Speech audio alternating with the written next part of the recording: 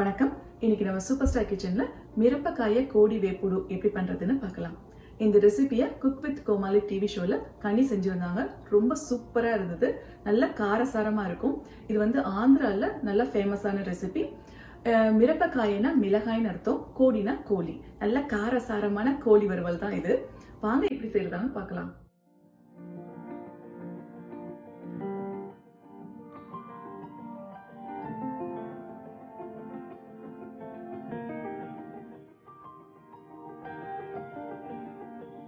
மிரப்பக்காய கோடி வேப்புடு பண்ணுறதுக்கு ஒரு பாத்திரத்தில் 750 கிராம் போன்லெஸ் தை சிக்கன் எடுத்துக்கணும்.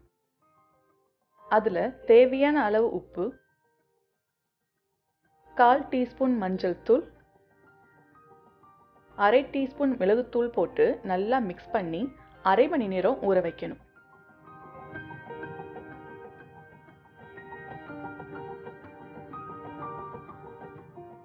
அப்புறம் ஒரு கடாயில் 4 சின்ன குழிக்கரண்டி அளவு எண்ணெயை ஊற்றி மீடியம் ஃப்ளேமில் சூடு பண்ணணும்.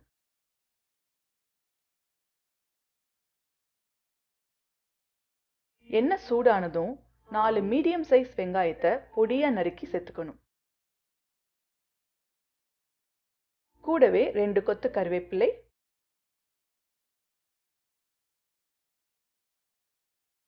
தேவையான அளவு உப்பு சேர்த்து வெங்காயம் சாஃப்ட் ஆகிற வரைக்கும் வதக்கணும். அப்புறம் அதில் 1 டேபிள் ஸ்பூன் இஞ்சி பூண்டு விழுது போட்டு இஞ்சி பூண்டு வாசம் போகிற வரைக்கும் வதக்கணும்.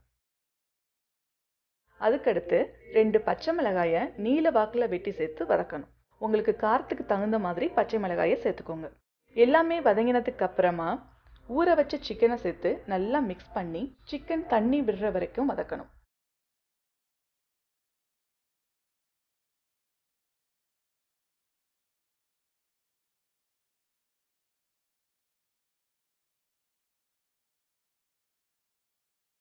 சிக்கன்ல இருந்து தண்ணி வந்ததும் 2 டீஸ்பூன் மிளகாய்த்தூள், 1 டீஸ்பூன் கொத்தமல்லி தூள், 1/4 டீஸ்பூன் சீரகத்தூளும் எடுத்திருக்கேன். நான் இங்க கொத்தமல்லி தூளும் சீரகத்தூளும் சேர்த்து எடுத்திருக்கேன். அப்புறம் கூடவே 1/2 டீஸ்பூன் கரம் மசாலா சேர்த்து மசாலா எல்லாம் சிக்கன்ல ஒட்டுற வரைக்கும் நல்லா வதக்கணும்.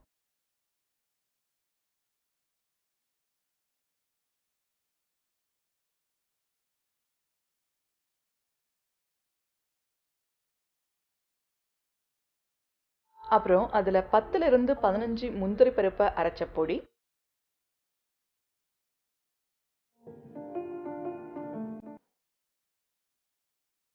கொஞ்சம் கொத்தமல்லி தலையை தூவி வதக்கிக்கணும்.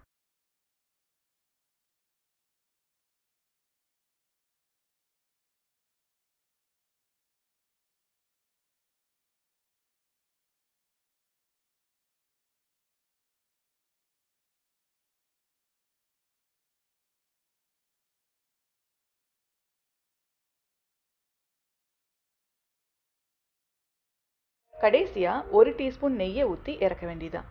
இப்போ சுவையான மிரப்பக்காய கோடி வேப்புடு அருமையாக ரெடி ஆயிடுச்சு. உங்களுக்கு தேவைப்பட்டா இதில் கொஞ்சம் தண்ணியை தெளிச்சு குக் பண்ணுங்க.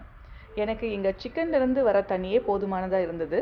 அதனால நான் தண்ணி எதுவுமே சேர்க்கலை. உங்களுக்கு காரத்துக்கு தகுந்த மாதிரி பச்சை மிளகாயும் மிளகாய் தூளும் சேர்த்துக்கோங்க. நீங்களும் உங்கள் வீட்டில் இந்த ரெசிபியை ட்ரை பண்ணி பாருங்கள்.